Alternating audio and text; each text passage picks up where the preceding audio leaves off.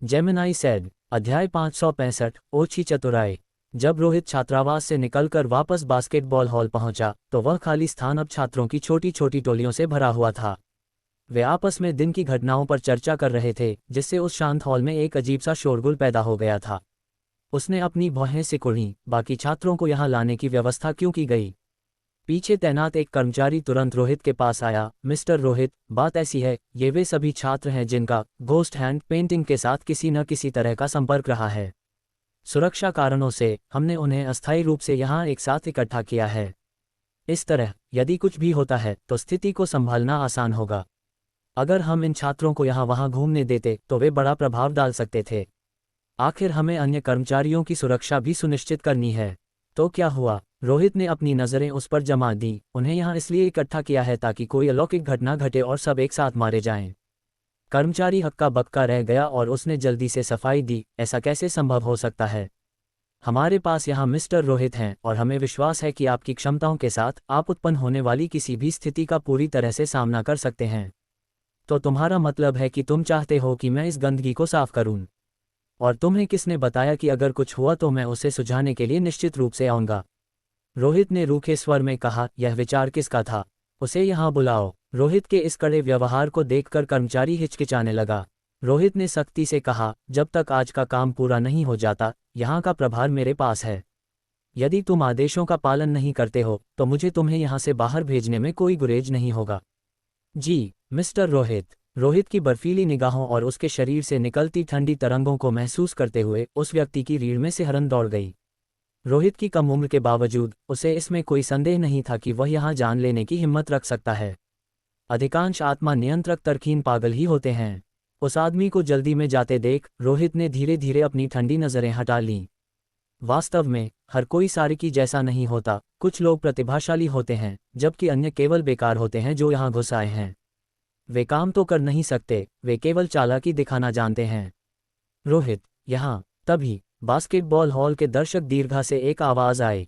मुड़कर देखने पर उसने ईशा को मुस्कुराते हुए और हाथ हिलाते हुए देखा, जो उसे पास आने का इशारा कर रही थी।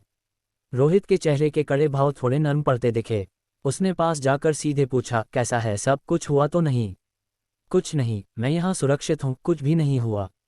मुझे खुशी है कि तुम ठीक हो। मैंने वहाँ छात्रावास की लाइटें बुझते देखी थीं और मुझे लगा कि तुम खतरे में हो सकते हो, ईशा ने तनावपूर्ण चेहरे के साथ कहा, जिससे उसकी घबराहट साफ झलक रही थी। रोहित ने कहा, यह नंबर 7 मिडिल स्कूल वाली घटना की तुलना में संभालना आसान था, कम से कम जान का कोई खतरा नहीं था। ईशा ने सावधानी से पूछा, क्या ये सुलझ गया है? क्या वह भूत फिर से आएगा? तुम्हें सावधान रहना होगा। अगर यह बहुत खतरनाक हो जाए तो बस छिप जाना। उस चीज़ से टकराने की कोई ज़रूरत नहीं है।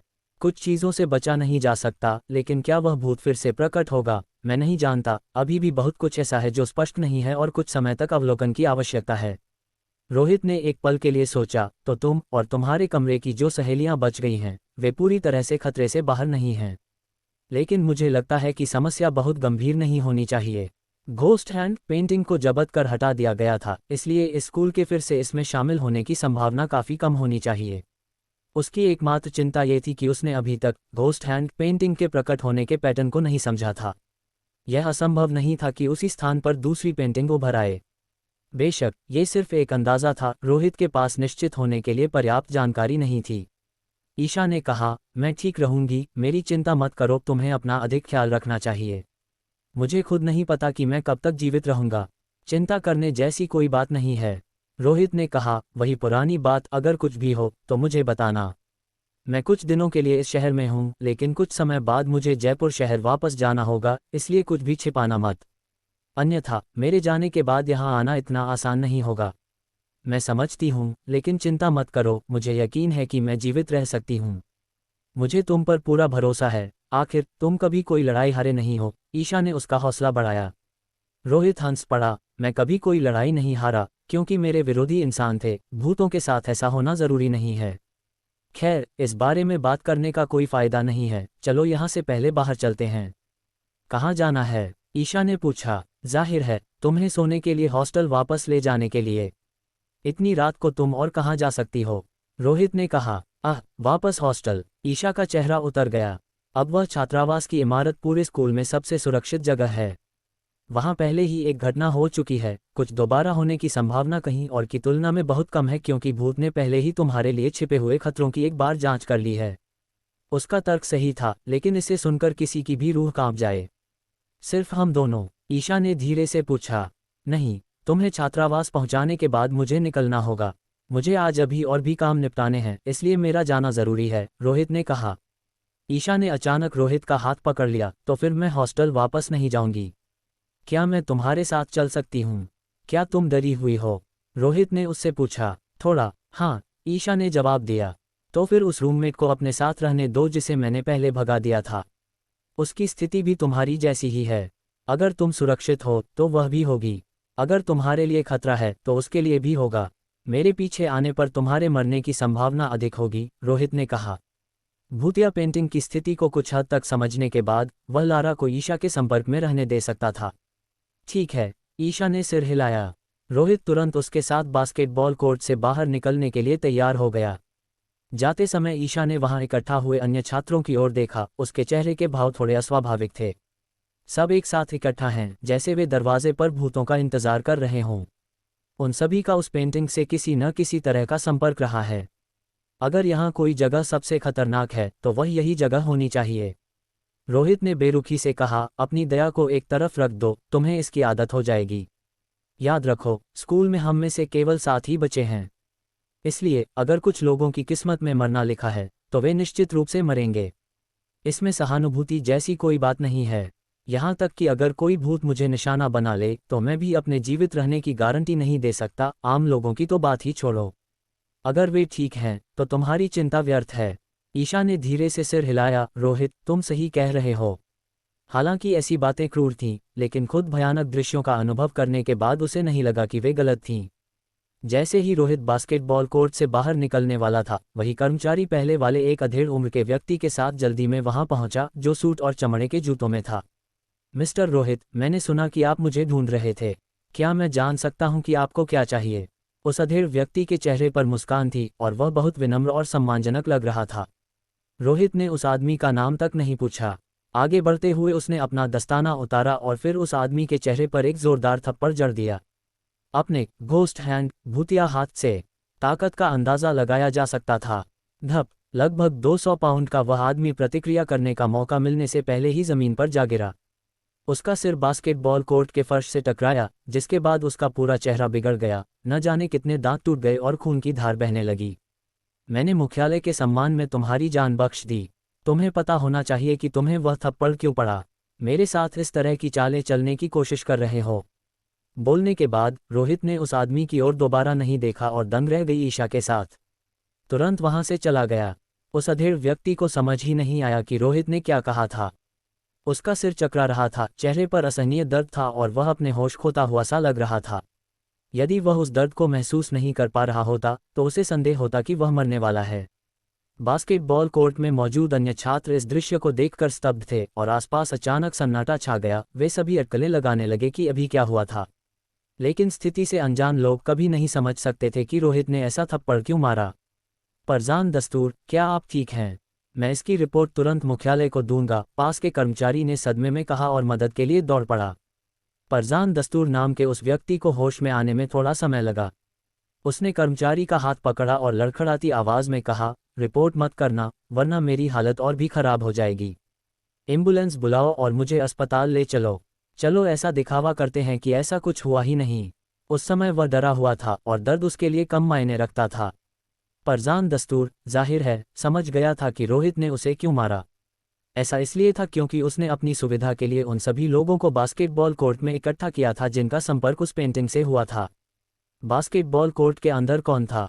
रोहित की हाई स्कूल की एक सहपाठी जिसके साथ उसके करीबी संबंध थे। फरजान दस्तूर इस बात से अच्छी तरह वाकिफ था, इसलिए उसने ये कदम उठाया था। क्योंकि अगर कुछ होता तो रोहित उस रिश्ते के कारण इसे नज़रअंदाज नहीं कर पाता और समस्या सुझाने जरूर आता। अगर कोई समस्या नहीं होती तो उसका कोई दोष नहीं माना जाता। जेमिनाई सेड, चाहे जो भी हो, वह ये सुनिश्चित कर सकता था कि आज रात उसकी तरफ से कोई परेशानी न हो। लेकिन उसकी छोटी सी साजिश पकड़ी गई थी और घोस्ट आई कोड नेम वाले इस आत्मा नियंत्रक को स्पष्ट रूप से जोड़तोड़ पसंद नहीं थी। हालांकि लोग हमेशा उम्मीद की एक किरण पाले रहते हैं। परजान दस्तूर का मानना था कि भले ही रोहित को उसकी योजना का पता चल जाए, लेकिन मुख्यालय का समर्थन होने के कारण ये कोई बड़ी समस्या नहीं होगी।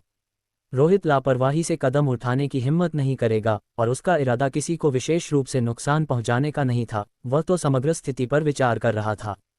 रहा सवाल बाद में रोहित के व्यवहार के खराब होने का, तो उससे कोई फर्क नहीं पड़ता था।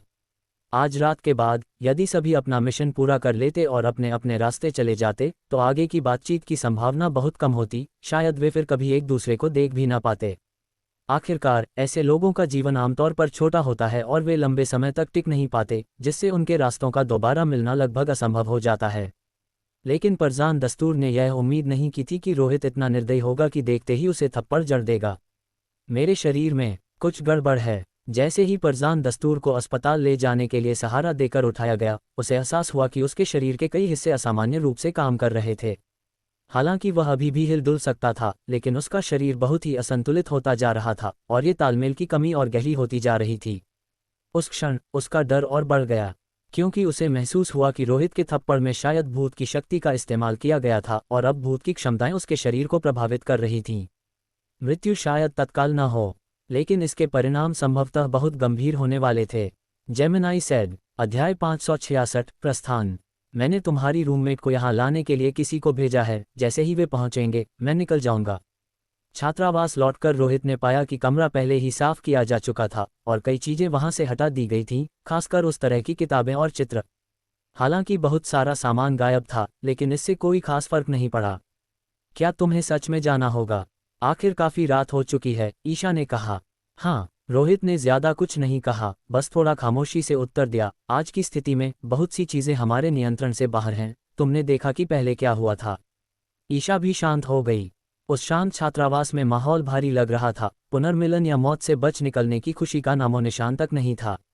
सन्नाटे को रोहित के सेल फोन की आवाज ने तोड़ा। उसी क्षण उसके सैटेलाइट पोजीशन फोन की घंटी बजी। रोहित ने एक पल के लिए सोचा, लेकिन कॉल उठाने का फैसला किया। उसे लगा कि शायद ये भूतिया चित्रों के बारे में कोई जानकारी हो सकती है।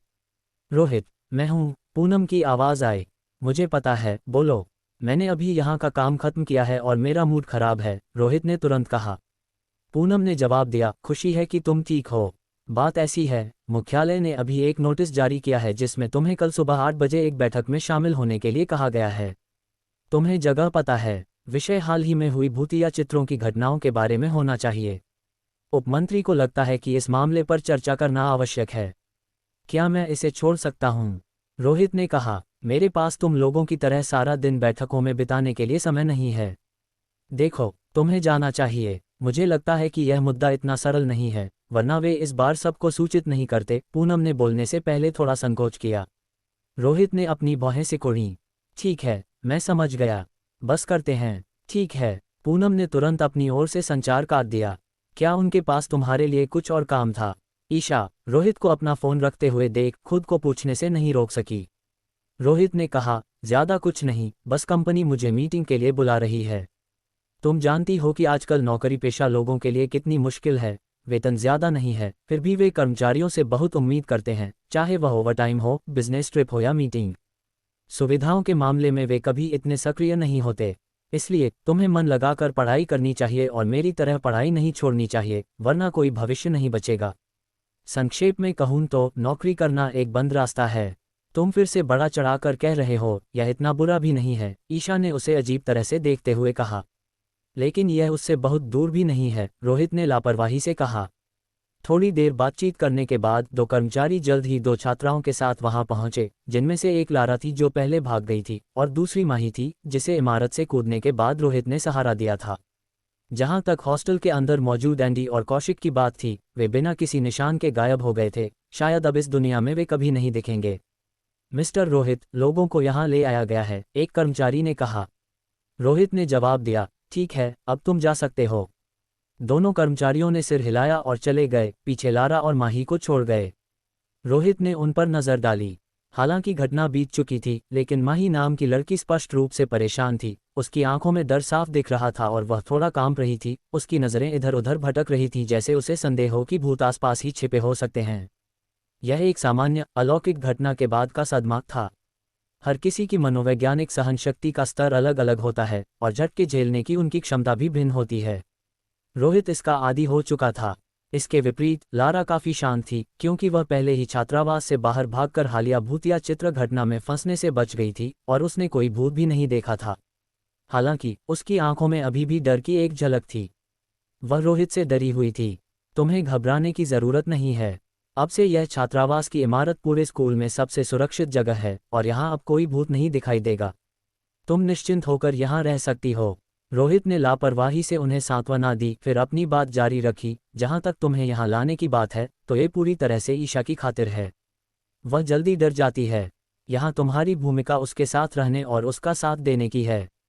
समझ गई। जाहिर है, अगर तुम में थोड़ी भी समझ है तो तुम्हें यह महसूस करना चाहिए कि ईशा के पास रहना ही अभी सबसे सुरक्षित विकल्प है, क्योंकि अगर वह किसी मुसीबत में फंसती है तो मैं आ जाऊंगा। तुम्हें इसका फायदा मिलेगा और तुम भी बच जाओगी, बशर्ते तुम पहले की तरह मूर्ख न बनो और यह न सोचो कि मैं भूतों की कहानियां सुना रहा हूं। अगर कोई और मुसीबत में है तो स्पष्ट रूप से कहूं तो मुझे उससे कोई सरोकार नहीं है। अगर वे मरते हैं तो मरें। अपनी बात पूरी करने के बाद रोहित ने ध्यान देना बंद कर दिया। फिर वह खड़ा हुआ, ईशा की ओर एक नज़र डाली और कहा, मैं जा रहा हूं। अगर कुछ हो तो मुझे फ़ोन करना, लेकिन मुझे उम्मीद है कि तुम मुझे फ़ोन न करने की कोशिश करोगी, क्योंकि तुम हमेशा इतनी भाग्यशाली नहीं रहोगी। कभी कभी मैं समय पर नहीं पहुंच पाऊंगा, और जो चीज़ मैंने तुम्हें दी है उसे सुरक्षित रखना। वह संकट के समय तुम्हारी जान बचा सकती है। इतना कहकर उसने ईशा के बोलने का इंतजार नहीं किया और तेजी से बाहर निकल गया। रुको, रोहित। ईशा को ऐसा लगा जैसे उसे कुछ कहना है और वह जल्दी से उसके पीछे छात्रावास से बाहर आए। लेकिन बाहर गलियारा पहले ही खाली हो चुका था। केवल गलियारे की लाइट धीमी गति से टिमटिमा रही थी और किसी क्षण ऐसा लगा जैसे वह रोशनी गहरे लाल रंग में बदल गई हो। वह इतनी जल्दी चला गया। ईशा को थोड़ी निराशा महसूस हुई। क्या वह चला गया? लारा ने भी खाली गलियारे की ओर घबराहट के साथ देखा। इस तरह का तर्कहीन, डरावना गायब होना, चाहे कोई इसे कितनी भी बार देख ले, हमेशा भयानक ही लगता था। क्या ये रोहित अब भी इंसान था? ईशा ने रोहित की स्थिति को स्वीकार कर लिया था और कहा, वह चला गया, बिल्कुल पहले की तरह। ईशा, आखिर तुम्हारा ये हाई स्कूल का सहपाठी है कौन? लारा को रोहित के प्रति एक अस्पष्ट डर महसूस हो रहा था, लेकिन फिर भी वह और जानने की इच्छा को रोक नहीं सकी। मैंने तुम लोगों से झूठ नहीं बोला, वह वास्तव में मेरा हाई स्कूल का सहपाठी है, ईशा ने जवाब दिया। लारा ने आगे पूछा, तो तुम्हारे हाई स्कूल के कितने सहपाठी हैं? निश्चित रूप से वे सभी ऐसे नहीं होंगे, है ना? ईशा कंबल ठीक करने के लिए अपने बिस्तर पर वापस आ गई। हाई स्कूल में हम केवल 6 थे, अब रोहित को छोड़कर 5 बचे हैं। बाकी हमारी तरह ही सामान्य लोग हैं। जहां तक रोहित की बात है, वह सबसे अलग और सबसे बदकिस्मत है। वह कभी ऐसा नहीं बनना चाहता था, बस उस समय कोई और रास्ता नहीं था। क्या तुम्हारे हाई स्कूल में केवल 5 सहपाठी थे? तो अभी जाने वाले रोहित के अलावा क्या इसका मतलब यह है कि तुम्हारे पास केवल 4 ही बचे हैं? ऐसा नहीं हो सकता। तुम किस तरह के हाई स्कूल में पढ़ती थी? एक कक्षा में इतने कम छात्र संभव नहीं हैं, लारा ने अपनी हैरानी जताई। ईशा रुक गई, क्योंकि उसने अपने कॉलेज के सहपाठियों के साथ अपने अतीत के बारे में कभी बात नहीं की थी। उसे अपने दिल में दबा कर रखा था। लेकिन आज ऐसा लगा जैसे इसे छिपाने की कोई ज़रूरत नहीं बची थी। एक पल की खामोशी के बाद उसने उदासी के साथ कहा, वे सब मर गए, सब के सब। एक ही रात में हमारे स्कूल में बस हम कुछ ही लोग बचे थे। मर गए, सब मर गए। ये सुनकर लारा के रोंगटे खड़े हो गए। एक अवर्णनीय एहसास उस पर हावी होने लगा। क्या वहां भी कोई साया था? उसने हिम्मत जुटाकर पूछा। हाँ, ईशा ने पुष्टि की। हे भगवान, ये सच में वैसा ही है। इस क्षण लारा को ऐसा महसूस हुआ जैसे दुनिया पागल हो गई है। उसने कभी कल्पना भी नहीं की थी कि उसकी शांत रहने वाली रूममेट ने इतनी जल्दी इतनी भयानक घटना का अनुभव किया होगा।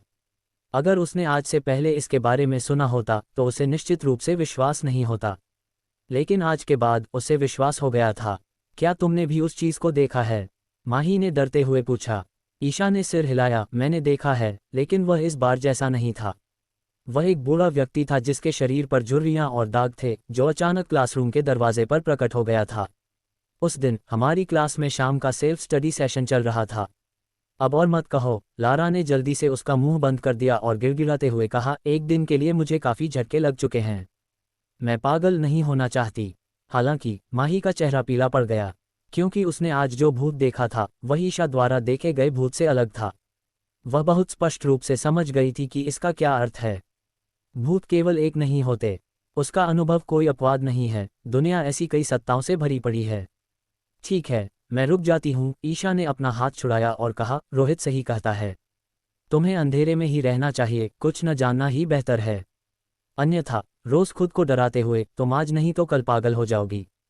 भले ही वह अपेक्षाकृत शांत थी, लेकिन उसकी मानसिक सहनशक्ति स्पष्ट रूप से दूसरों की तुलना में बहुत अधिक थी। डोर नॉकिंग घोस्ट, दरवाजा खटखटाने वाला भूत की घटना के दौरान वे छात्र जो कमजोर इच्छाशक्ति वाले थे और डर के मारे हिल भी नहीं पा रहे थे, वे पहले ही इस खेल से बाहर हो चुके थे। जो 7 लोग जीवित बचे थे, वे सभी एक निश्चित विकास और परिवर्तन से गुजरे थे। Gemini said. अध्याय 567। विश्वविद्यालय से बाहर निकलने के बाद रोहित आराम करने के लिए पिंगान होटल वापस नहीं गया। उसने समय देखा, रात का 1 बज चुका था। घोस्ट पेंटिंग मामले को सुलझाने में वास्तव में काफी समय बर्बाद हो गया था। अब तक चालिक जिसे उसने पहले नहीं मारा था, शायद बहुत दूर भाग चुका होगा। अब उसके खिलाफ कार्रवाई करने का कोई अवसर नहीं बचा था। हालांकि चूंकि रोहित ने उस समय चाली को न मारने का विकल्प चुना था, इसलिए इस परिणाम की उम्मीद पहले से ही थी। उस आदमी को मारना आसान है, लेकिन उसके पीछे छिपे भूत से निपटना मुसीबत का काम है। इसके अलावा ईशा के ठीक पास घोस्ट पेंटिंग की घटना घटने के कारण रोहित के पास एक तरफ से हाथ खींचने के अलावा कोई चारा नहीं था। एक शांत पैदल मार्ग पर चलते हुए रोहित ने अपने सुनहरे दस्ताने पहने हुए हाथ को जेब में डाला और एक मोबाइल फोन निकाला। दस्तानों की वजह से उसके घोस्ट हैंड ने इस फोन को नष्ट नहीं किया था। रोहित ने एक कॉल किया।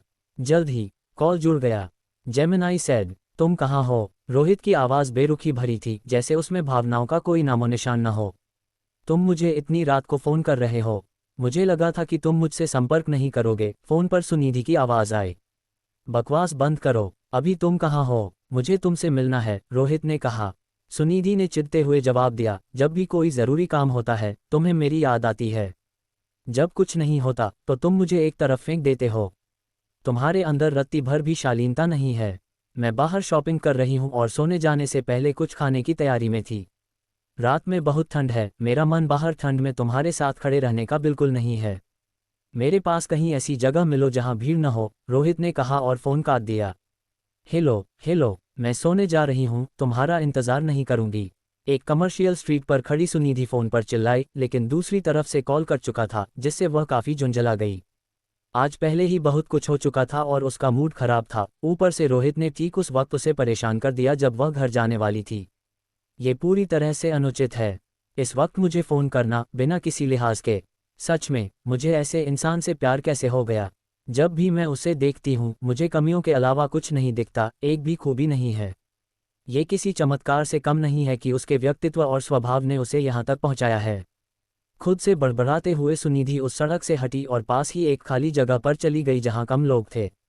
लेकिन वह ये नहीं जानती थी कि रोहित लोगों से घुलने मिलने वाला इंसान नहीं है। वह ज़्यादातर भूतों से निपटता था, इसलिए वह कितना भी परेशान करने वाला क्यों न हो, इससे उसकी तरक्की और शक्ति पर कोई फर्क नहीं पड़ता था।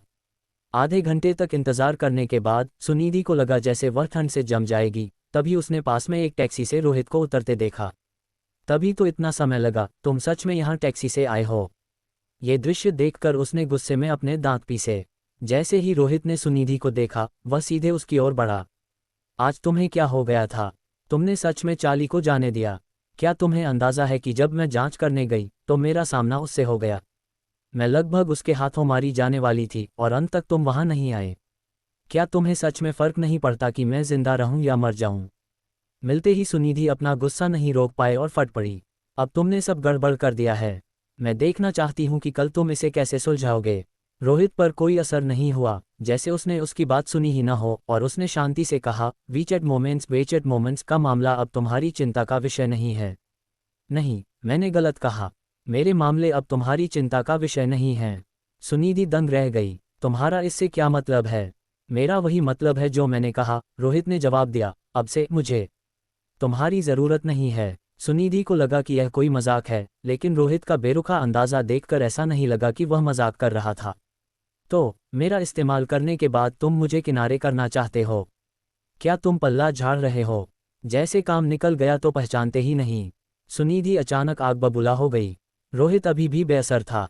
इसे इतने भद्दे तरीके से मत कहो। क्या तुम्हें कभी ताज्जुब नहीं हुआ कि आखिर तुम्हें मुझसे प्यार हुआ ही क्यों? तुम्हारा मतलब क्या है? सुनिधि ने पूछा। हम पहले सिर्फ एक बार मिले हैं, कोई पुरानी जान पहचान नहीं है, और मैं इस शहर में पहली बार आया हूँ। और पिंगान टावर में वीचैट ग्रुप की एक असिस्टेंट, अचानक एक बाहरी शहर से आए आत्मा नियंत्रक के प्यार में क्यों पड़ जाओगी? और ये लगाव बिना किसी चेतावनी के पैदा हो गया, रोहित ठंडे और बेरुखे स्वर में बोला। तुम एक परिपक्व और बुद्धिमान व्यक्ति हो, नादान प्रेम की उम्र से काफी आगे। क्या इसकी कोई संभावना है कि तुम अचानक किसी अजनबी के प्यार में पड़ जाओ, खासकर एक दुश्मन के? ये सुनकर सुनिधि के चेहरे का रंग अचानक उड़ गया, क्योंकि रोहित की बातों ने धीरे से एक बहुत ही भयानक सच की ओर इशारा कर दिया था। इतना खौफनाक कि उसने खुद भी कभी इसकी कल्पना करने की हिम्मत नहीं की थी। फिर भी रोहित की एक बात ऐसी थी जिससे वह पूरी तरह सहमत थी। आखिर उसे अचानक रोहित के लिए भावनाएं क्यों महसूस होने लगी थीं? यह आदमी उसके सपनों के राजकुमार जैसा बिल्कुल नहीं था, दूर दूर तक नहीं। असभ्य, अहंकारी और बदतमीज, वह हर महिला के लिए एक बुरे सपने जैसा था, और एक आत्मा नियंत्रक बनने से पहले तो वह पूरी तरह से एक लूजर था। उस तरह के व्यक्ति को अगर वह अतीत में देखती तो शायद उसे घृणा महसूस होती और उसे लगता कि उसकी आंखें अपवित्र हो गई हैं। मैंने तुम्हारी फाइलों से तुम्हारे बारे में जाना था और उसी समय से मुझे तुम्हारे लिए महसूस होने लगा। सुनिधि के चेहरे पर बेचैनी छा गई और उसने रोहित के बारे में अपनी यादों को टटोलना शुरू किया। उसे एहसास हुआ कि यह सब तब शुरू हुआ था जब वह अतीत में फाइलें व्यवस्थित कर रही थी। तभी रोहित ने कहा, फाइलें? क्या तुम्हें यकीन है कि तुमने मेरी फाइलें देखी थीं? क्या तुम उन फाइलों की अभी की लोकेशन बता सकती हो? तुम्हारी फाइल वहाँ है। सुनिधि अचानक ठिठक गई। उसकी याददाश्त बहुत अच्छी थी, लेकिन उसे याद नहीं आ रहा था कि रोहित की फाइल कहाँ थी, उसकी सटीक जगह क्या थी। उसे बस इतना पता था कि ऐसी कोई फाइल थी, उसने उसे देखा था, लेकिन इसके अलावा उसे कोई और सुराग नहीं मिल रहा था। ऐसा लग रहा था जैसे उस फाइल की याद उसके दिमाग में कहीं बाहर से आ गई हो। क्या ऐसा हो सकता है कि? सुनिधि का चेहरा तुरंत बदल गया। उसे धीरे धीरे एहसास हुआ कि कुछ तो गड़बड़ है। क्या तुमने अब गौर किया? रोहित के होठों पर एक ठंडी मुस्कान उभरी। इतना स्पष्ट इशारा मिलने के बाद तुम जैसी समझदार लड़की के लिए समस्या को पकड़ लेना सामान्य है। वैसे भी मैंने तुम्हें बहुत लंबे समय तक इस्तेमाल करने की योजना नहीं बनाई थी, क्योंकि पर्याप्त समय मिलने पर मेरे याद दिलाए बिना ही तुम खुद नोटिस करने लगती और तब मेरे लिए मुसीबत खड़ी हो जाती। आखिर मैं हर समय तुम्हारी स्थिति पर नज़र नहीं रख सकता, इसलिए बेहतर है कि सब साफ साफ बता दूं। तुमने मेरे साथ क्या किया है? सुनिधि ने फिर से ऊपर देखा। उसकी आंखें अब डर और घबराहट से भरी थीं। तुम्हारे मन में इसका जवाब पहले से ही है, रोहित ने कहा। मुझ पर घोस्ट शैडो का प्रभाव पड़ा है। सुनिधि की आवाज़ कांपने लगी और उसने अपनी बाहें कस लीं। उसे असाधारण ठंड महसूस हो रही थी। रोहित ने कोई जवाब नहीं दिया। उसने बस एक बहुत ही अजीब सवाल पूछा, सुनिधि, एक और एक कितने होते हैं?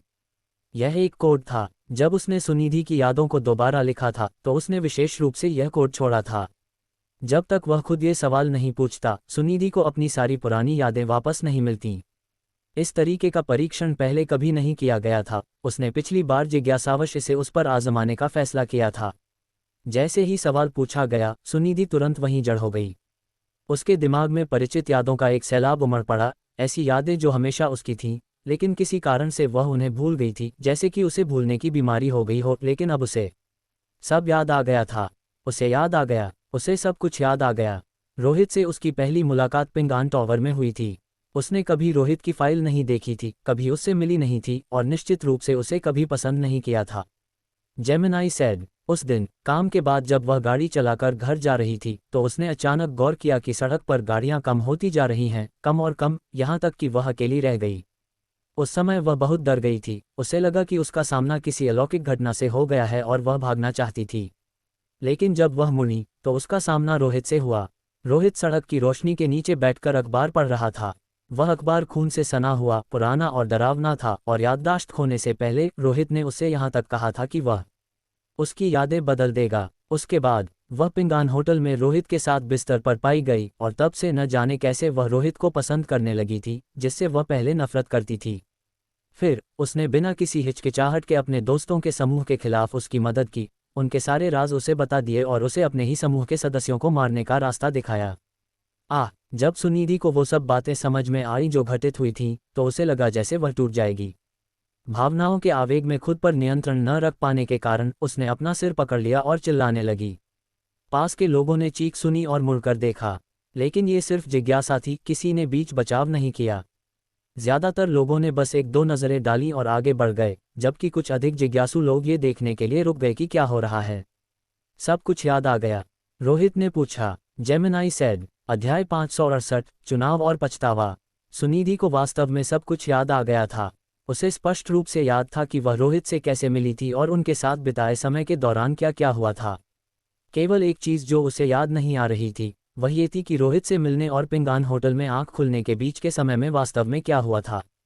उसकी याददाश्त उसे बता रही थी कि उसने और रोहित ने एक रात साथ बिताई थी, लेकिन सुनिधि जानती थी कि वह याद झूठी थी और उसके और रोहित के बीच ऐसा कुछ नहीं हुआ था। उस रात रोहित द्वारा उपयोग की गई एक भूत की शक्ति ने उसकी यादों को बदल दिया था। यादों को बदलने वाला भूत। रोहित के पास ऐसी क्षमता कब से आ गई? उसकी फाइल में इसका कहीं कोई जिक्र नहीं था। क्या ऐसा था कि वह 3 भूतों को नियंत्रित कर रहा था, या उसके पास मौजूद भूतों में से ही किसी एक में ये क्षमता थी जिसका खुलासा नहीं किया गया था? लेकिन अब इनमें से कुछ भी महत्वपूर्ण नहीं था। सुनिधि की मानसिक स्थिति बुरी तरह आहत हो चुकी थी और वह टूटने की कगार पर थी, क्योंकि वह अनजाने में अपने ही दोस्तों के समूह के खिलाफ एक दुश्मन की मदद कर रही थी। इससे भी बदतर बात यह थी कि वह एक ऐसे व्यक्ति के प्रति पूरी तरह समर्पित और वफादार बनी रही जिससे वह गहराई से नफरत करती थी और उसके मन में विरोध का एक छोटा सा विचार तक नहीं आया था।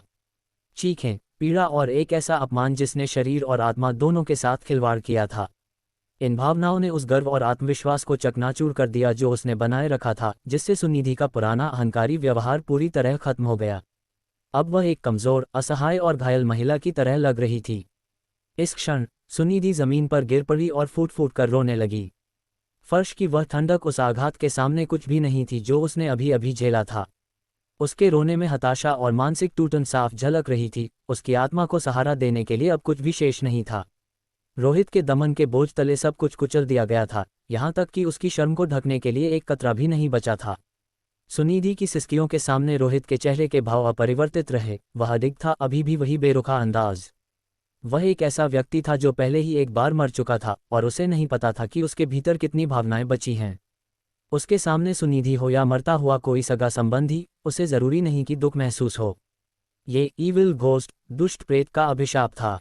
जो लोग भयंकर भूतों को नियंत्रित करते हैं वे उनके द्वारा क्षीण होने और आत्मसात होने के लिए मजबूर होते हैं और अंततः खुद भयंकर भूत में बदल जाते हैं। रोहित, तुम जानवर हो। तुम्हारी हिम्मत कैसे हुई मेरे साथ ऐसा करने की? मैं तुम्हें नहीं छोड़ूंगी। मैं अपना बदला लेने के लिए हर तरीका अपनाऊंगी। तुम कभी चैन की मौत नहीं मरोगे, सुनिधि अपनी जहरीली आवाज में चिल्लाई। उसके मानसिक टूटन ने उसे कड़वाहट से कोसने पर मजबूर कर दिया था, जैसे वह अपना सारा गुस्सा निकाल रही हो। रोहित ने उसके पागलों जैसे श्रापों पर कोई ध्यान नहीं दिया। इसके बजाय उसने एक सुनहरी पिस्तौल निकाली जो कला के किसी नमूने जैसी दिखती थी। रात में भी उस धातु की चमक अद्भुत थी। उसने लंबे समय से इस वस्तु का उपयोग नहीं किया था, क्योंकि ज्यादातर समय ये केवल कबाड़ का एक टुकड़ा था जो सिर्फ डराने धमकाने के काम आता था। फिर भी उसने इसे अपने पास रखना चुना था, क्योंकि आम लोगों के खिलाफ यह अभी भी एक घातक हथियार था। ठंडी धातु सुनिधि के माथे से सटा दी गई। उसी क्षण सुनिधि के श्रापों का सिलसिला अचानक थम गया। उसने अचानक ऊपर देखा और पिस्तौल देखते ही मौत के खतरे के एहसास ने अन्य सभी भावनाओं को दबा दिया और उसे खामोश कर दिया। केवल उसकी कांपती हुई आंखें गहरे डर को बयां कर रही थीं। तभी सुनिधि के भीतर थोड़ी तर्कशीलता वापस आए। रोहित के सामने गुस्से में चिल्लाने का कोई मतलब नहीं था। इस सच को बदला नहीं जा सकता था कि बंदूक उसके माथे पर तनी हुई थी। क्या रोहित उसे मारने वाला था? उस पल सुनिधि को लगा जैसे उसका खून बर्फ बन गया है। उसका शरीर एक अवर्णनीय ठंडक से सुन्न हो गया। उसका जीवन एक बार फिर रोहित के हाथों में था, जहां विरोध की कोई गुंजाइश नहीं थी, भले ही उसकी यादें न बदली गई हों। रोहित ने उसे बेरुखी से देखा, जबकि सुनिधि जड़ और स्थिर होकर केवल अपनी आंखों को आतंक से फाड़कर देख सकती थी।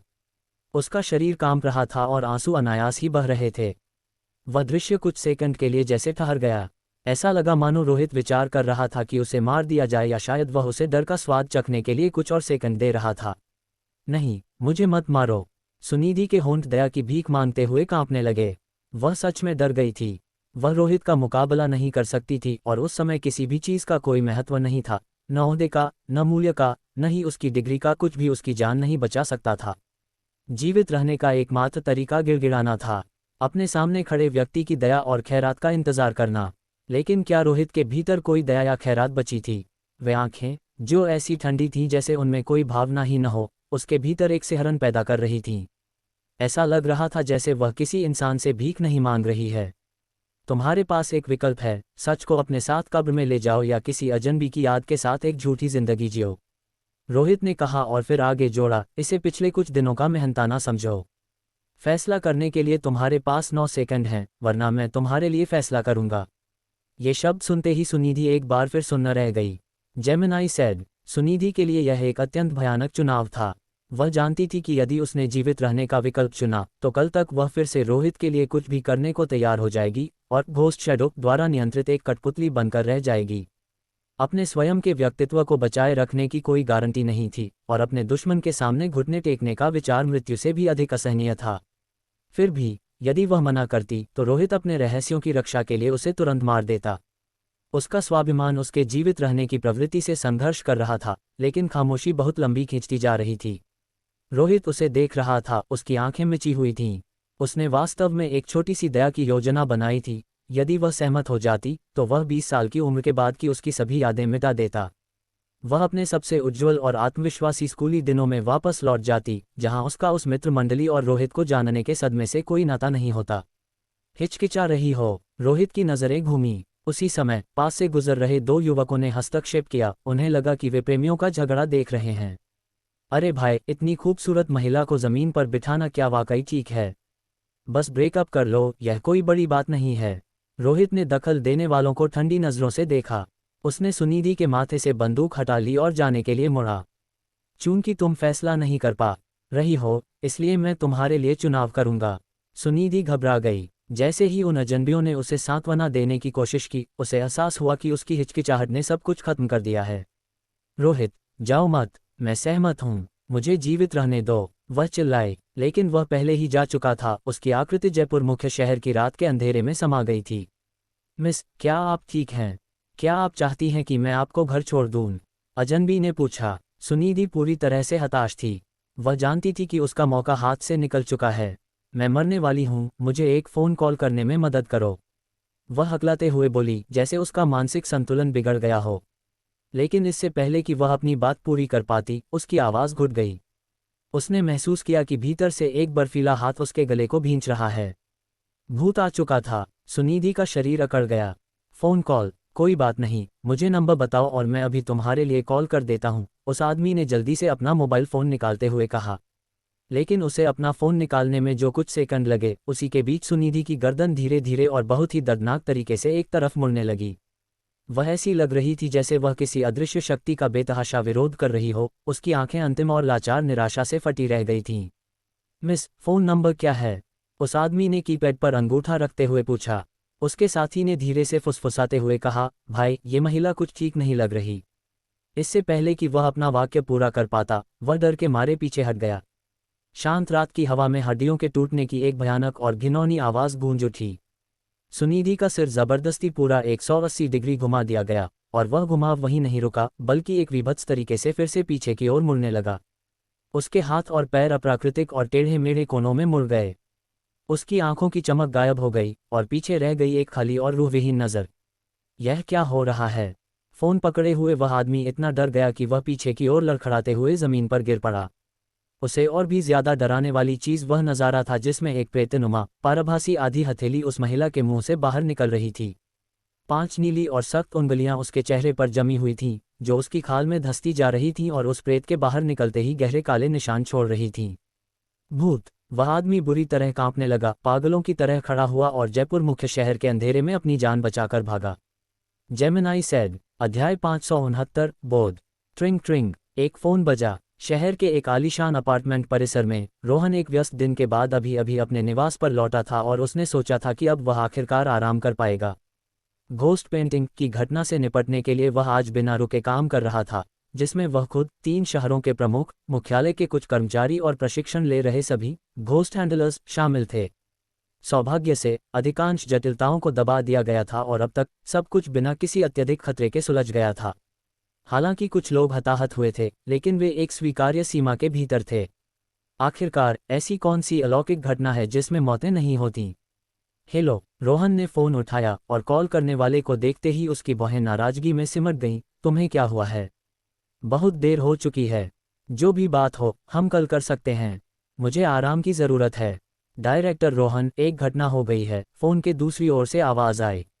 अभी कुछ घंटों पहले रॉबिन विलियम्स ने अचानक एक इमारत से कूदकर आत्महत्या कर ली और उसके अंगरक्षक परिमल से भी संपर्क टूट गया है। जेमिनाई सेड, क्या? रोहन के चेहरे के हाव भाव अचानक बदल गए। ये सब अचानक कैसे हो गया? क्या तुमने इसके पीछे का कोई ठोस कारण पता लगाया है? रॉबिन विलियम्स ने इमारत से कूदकर आत्महत्या कर ली। वह इस पर विश्वास करने वाला आखिरी व्यक्ति था, और परिमल के भी गायब होने के बाद ये स्पष्ट था कि स्थिति बहुत गंभीर और संदिग्ध है। हमें अभी विवरण के बारे में जानकारी नहीं है, हम इसकी जांच कर रहे हैं, दूसरी ओर से जवाब आया। रोहन ने गंभीर स्वर में कहा, कृपया जितनी जल्दी हो सके इसका पता लगाओ। जी, समझ गया। फोन रखने के बाद रोहन ने खिड़की के बाहर देखा। उसके मन में बेचैनी और घबराहट तेजी से बढ़ने लगी। इस महत्वपूर्ण मोड़ पर परिमल का लापता होना और रॉबिन विलियम्स की आत्महत्या निश्चित रूप से अच्छे संकेत नहीं थे। शायद यह उसके दोस्तों के समूह को निशाना बनाने के लिए किसी बड़ी ताकत द्वारा सोची समझी चाल थी। लेकिन फिर उसे लगा कि इसकी संभावना कम है। भला यहाँ उसके दोस्तों के समूह को निशाना बनाने का साहस कौन करेगा? दहाई शहर के उस अलौकिक फोरम का प्रशासक नितिन, लगता है उसके सदस्य यहाँ भी हैं। रोहन को तुरंत उस सिरफिरे व्यक्ति का ख्याल आया। वह आदमी पागल होने पर किसी की नहीं सुनता था, या फिर क्या ये घोस्ट पेंटिंग की घटना का फायदा उठाने वाली कुछ विदेशी कंपनियां हैं? रोहन को विदेशी पृष्ठभूमि वाली कई बड़ी कंपनियों की याद आई। हालांकि वे कंपनियां बाहर से वैध दिखती थीं, लेकिन वे केवल एक मुखौटा थीं। उनके पीछे घोस्ट हैंडलर्स की सक्रियता के सबूत थे, जो बस ध्यान आकर्षित करने से बचने के लिए शांत रहते थे। कुछ सोचकर रोहन ने चार्ली को फ़ोन करने के लिए अपना मोबाइल उठाया। उसका इरादा चार्ली को स्थिति संभालने के लिए भेजने का था, क्योंकि उसे खुद मुख्यालय के अन्य कार्यों में शामिल होना था। क्षमा करें, आपके द्वारा डायल किया गया नंबर। कुछ ही पलों में रोहन का चेहरा उतर गया। चार्ली का फ़ोन बंद था। उसने चार्ली के निजी नंबर पर भी कोशिश की, लेकिन नतीजा वही रहा, वह भी बंद और पहुंच से बाहर था। तब रोहन को एहसास हुआ कि समस्या शायद उसकी सोच से कहीं अधिक गंभीर है। उसने कंपनी के फ़ोन पर कोशिश की। पिंगान टावर में अभी भी कुछ कर्मचारी ड्यूटी पर थे और कॉल लग गया, लेकिन उन्होंने बताया कि प्रेसिडेंट चार्ली काम से जल्दी निकल गए थे। यह महज इत्तेफाक नहीं हो सकता कि रॉबिन विलियम्स आत्महत्या कर ले, परिमल गायब हो जाए और चार्ली से संपर्क न हो पाए। उस आदमी के पास 2 भूतों का नियंत्रण है, जिनमें से एक अत्यंत दुर्लभ है, और उसके पास जान बचाने वाली गुड़िया भी हैं। अगर उसे वास्तव में कुछ हुआ है तो स्थिति मेरी कल्पना से भी बदतर है। रोहन ने धीरे से अपना फ़ोन नीचे रखते हुए कहा। उसका चेहरा बेहद सख्त हो गया था। अगर चार्ली वास्तव में मर चुका होता तो रोहन को हैरानी नहीं होती, भले ही चार्ली असाधारण था। आखिर वह भी पुनर्जीवित दुर्भावनापूर्ण भूतों का सामना करने के जोखिम में था। लेकिन उसे आश्चर्य इस बात पर था कि अगर चार्ली को किसी खतरे का सामना करना पड़ा तो उसने मदद के लिए एक संदेश तक नहीं छोड़ा। यदि चार्ली को मारा गया था तो ये काम पलक झपकते ही किया गया होगा। अगर ऐसा था तो यह वाकई डरावना था। मुझे खुद जाकर इसकी जांच करनी होगी। नींद उड़ चुकी थी, इसलिए रोहन तुरंत निकल पड़ा। उसने तय किया कि अगले दिन मुख्यालय की बैठक शुरू होने से पहले वह स्थिति स्पष्ट कर लेगा। अब घर पर रहना भी सुरक्षित नहीं था, वह अगला निशाना बन सकता था।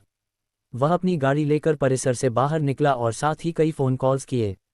सुनिधि के अलावा, जिसका फ़ोन नहीं लग रहा था, वह अन्य सभी सहायकों और प्रबंधकों से संपर्क करने में सफल रहा। रोहन ने तुरंत उन्हें विभिन्न घटनास्थलों पर पहुंचकर जांच करने का निर्देश दिया। लगभग आधे घंटे बाद रोहन उस स्थान पर पहुंचा जहां रॉबिन विलियम्स गिरा था। तब तक जमीन पर केवल खून का एक धब्बा बचा था, शव वहां से हटाया जा चुका था। उसने अनुमान लगाया कि किसी ने घटना की सूचना दी होगी और अधिकारी शव ले गए होंगे। इलाके का संक्षिप्त सर्वेक्षण करने के बाद उसे कोई अन्य संदिग्ध संकेत नहीं मिला। इसलिए वह चार्ली के उपनगरीय विला की ओर भागा, ये देखने के लिए कि क्या चार्ली की मौत वास्तव में घर पर हुई है। जेमिनाई सेड, ऐसा लगता है कि वह अपना सामान समेटकर भाग गया है। उसके जीवित होने की संभावना अधिक है, रोहन ने निष्कर्ष निकाला।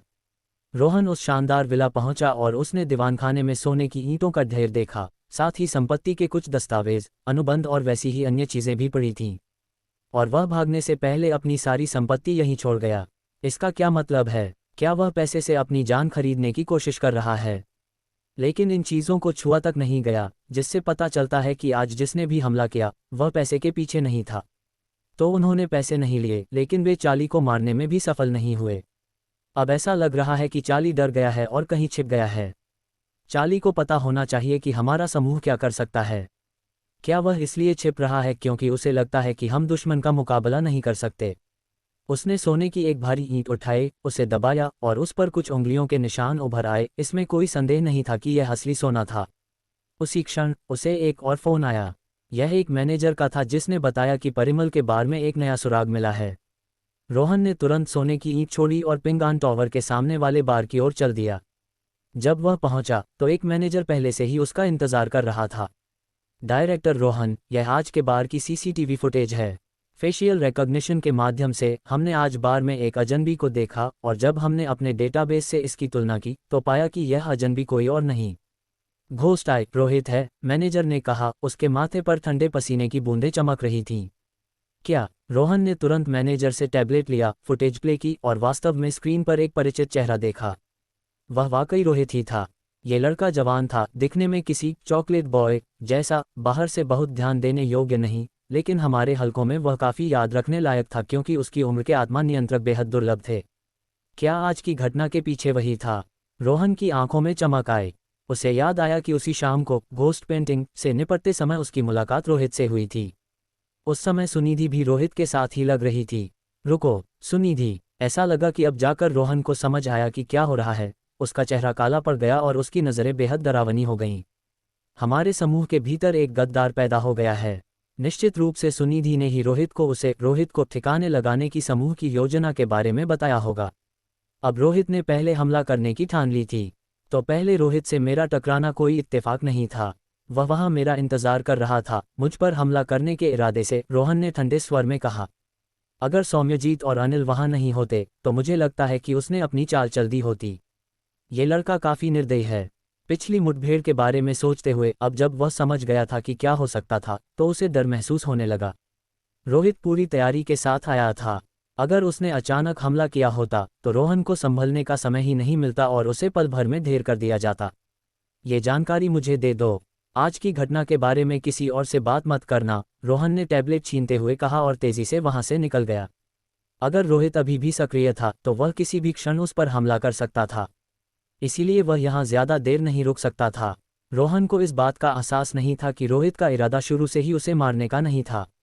मुख्यालय शायद समूह सर्कल से निपटने के मामले में आंखें मूंद ले, लेकिन वे रोहन को निशाना बनाए जाने को नज़रअंदाज नहीं कर सकते थे। इसलिए रोहन गलत था। साथ ही रोहित ने अपनी गतिविधियां पहले ही बंद कर दी थीं। कार्रवाई का समय निकल चुका था और उसकी घोस्ट आई थोड़े ही समय में अपनी सीमा तक पहुंच गई थी। वह एक आत्मा नियंत्रक को तुरंत गायब नहीं कर सकता था। ऐसा न कर पाने का मतलब था कि एक आत्मा नियंत्रक को हराने के बाद रोहित को पुनर्जीवित भूत से निपटना पड़ता, जो कि बहुत जोखिम भरा कदम था। इसलिए आज के लिए वह केवल पीछे हट सकता था, लेकिन ये तो बस शुरुआत थी। कुछ समय तक घोस्ट आई की शक्ति का उपयोग न करने से इसका संतुलन धीरे धीरे वापस आ जाता है ना? पिंगान होटल का स्वीट अंधेरे में डूबा हुआ था, कोई लाइट नहीं जल रही थी। रोहित सोफे पर बैठा था, उसकी आकृति सायों में छिपी हुई थी।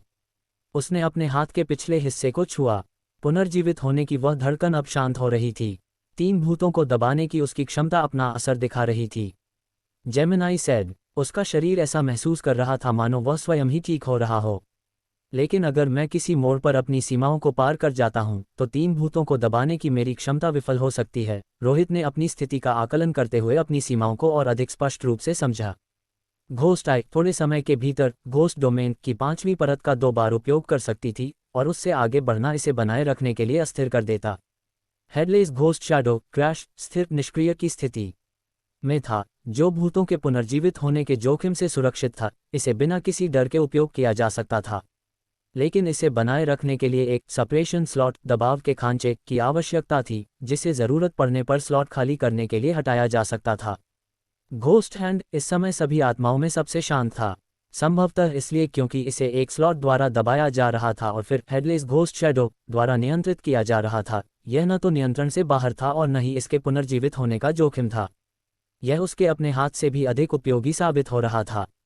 शायद यही हेडलेस घोस्ट शैडो की क्षमता है। मैं घोस्ट शैडो को नियंत्रित करता हूं और फिर इसके माध्यम से मैं घोस्ट हैंड को नियंत्रित करता हूं। जब तक मेरा हेडलेस घोस्ट शैडो अपना संतुलन नहीं खोता तब तक सब कुछ संभव है, रोहित ने मन ही मन सोचा। अब उसे एहसास हुआ कि उसके शरीर के भीतर का मुख्य भूत घोस्ट आई नहीं बल्कि हेडलेस घोस्ट शैडो था। हेडलेस घोस्ट शैडो के साथ उसने जीवित रहने की असीमित संभावनाओं की खोज की थी। ये दिखने में भले ही डरावना न लगे, लेकिन इस अत्यंत महत्वपूर्ण भूत को रोहित ने बहुत पहले ही क्रैश कर दिया था, जिससे इसके पुनर्जीवन का खतरा समाप्त हो गया था। अब एकमात्र चिंता ये सुनिश्चित करना थी कि हेडलेस घोस्ट शैडो अपनी उस क्रैश स्थिति से बाहर न आए। हेडलेस घोस्ट शैडो को जागने से रोकने का तरीका सरल था, रोहित के शरीर को स्वस्थ रहना था। यदि उसका शरीर पहले की तरह सड़ना शुरू हो जाए, दुर्गंध छोड़ने लगे और उस पर लाशों जैसे धब्बे बनने लगे, तो घोस्ट शैडो की प्रवृत्ति जाग जाएगी और वह स्वयं ही उसके शरीर की जगह ले लेगा। कल का दिन शायद परेशानियों भरा होगा। खिड़की के बाहर शहर की जगमगाती रोशनी को देखते हुए रोहित धीरे से बुदबुदाया। जेमिनाई सेड, अध्याय 570, सफलता की ओर आधा कदम।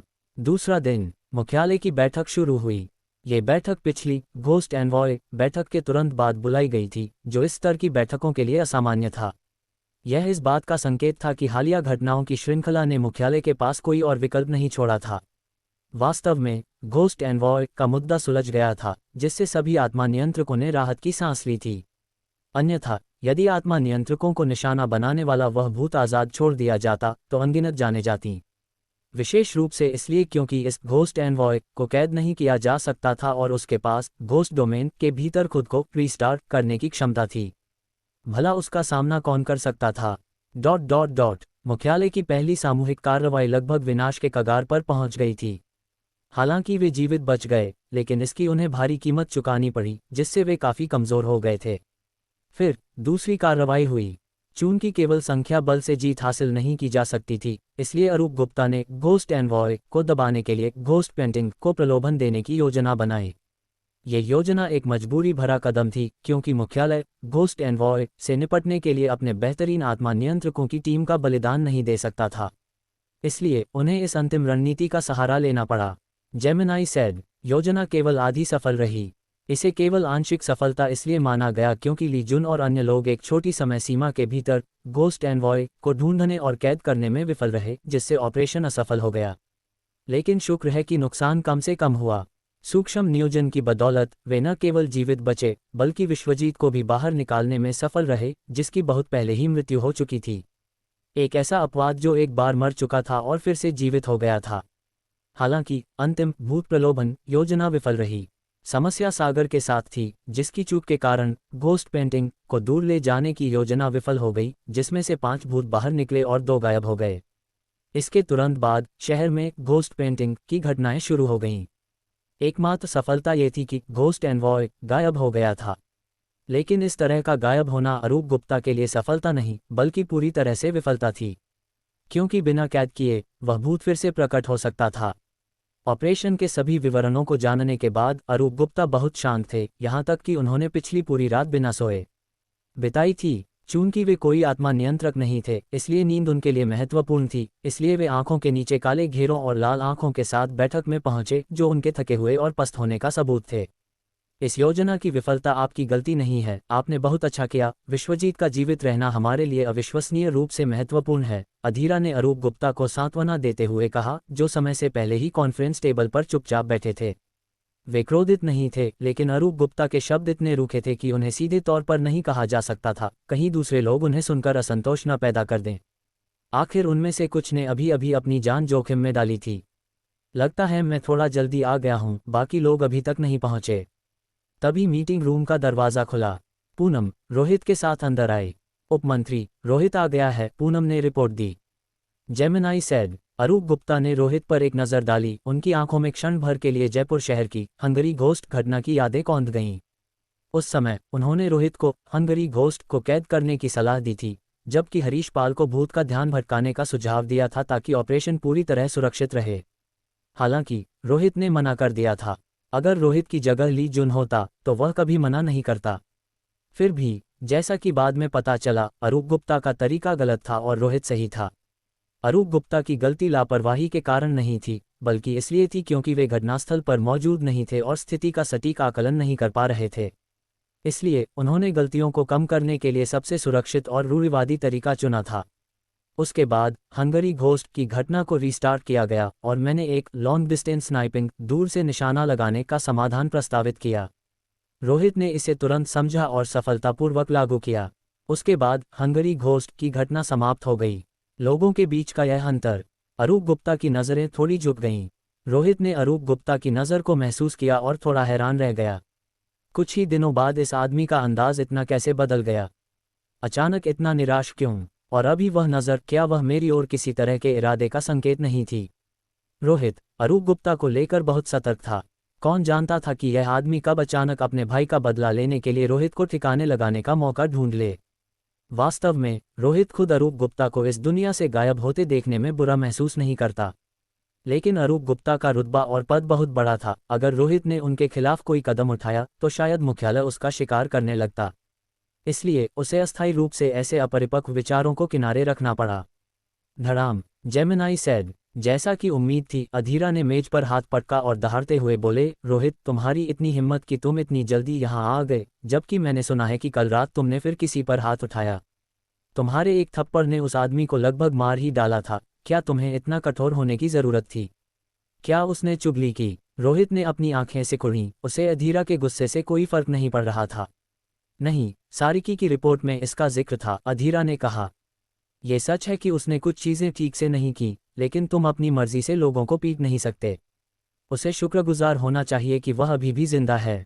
रोहित ने कहा, आपको पता होना चाहिए कि उन सभी लोगों को इकट्ठा करके जिनका घोस्ट पेंटिंग से कोई भी संपर्क था, वह हर किसी को मार सकता था, यहाँ तक कि मुझे भी वापस उस घटना में घसीट सकता था। क्या ऐसा व्यक्ति पिटने के लायक नहीं है? अगर अरूप गुप्ता वहाँ होते तो वे क्या करते? ये कहते हुए उसने अरूप गुप्ता की ओर देखा। वह जानता था कि अरूप गुप्ता उससे भी कहीं अधिक निर्मम व्यक्ति थे, जिनके लिए बड़े उद्देश्य की खातिर किसी भी चीज़ का बलिदान दिया जा सकता था। मार देता, अरूप गुप्ता ने बिना किसी हिचकिचाहट के कहा। उनका सिर सहजता से झुका हुआ था। अधीरा का चेहरा उतर गया। वे रोहित के अहंकार को दबाने और उसे थोड़ा शांत करने की कोशिश कर रहे थे ताकि भविष्य में वह खुद पर नियंत्रण रखे। इसमें अरूप गुप्ता क्यों दखल दे रहे थे? क्या सभी बुद्धिमान लोगों का ईक्यू, भावनात्मक बुद्धि इतना कम होता है? रोहन को इस हाल में देखकर वे समझ गए थे कि उसे कल रात की घटना के बारे में पहले से पता था, वरना वह इतनी जल्दी यहाँ नहीं आता।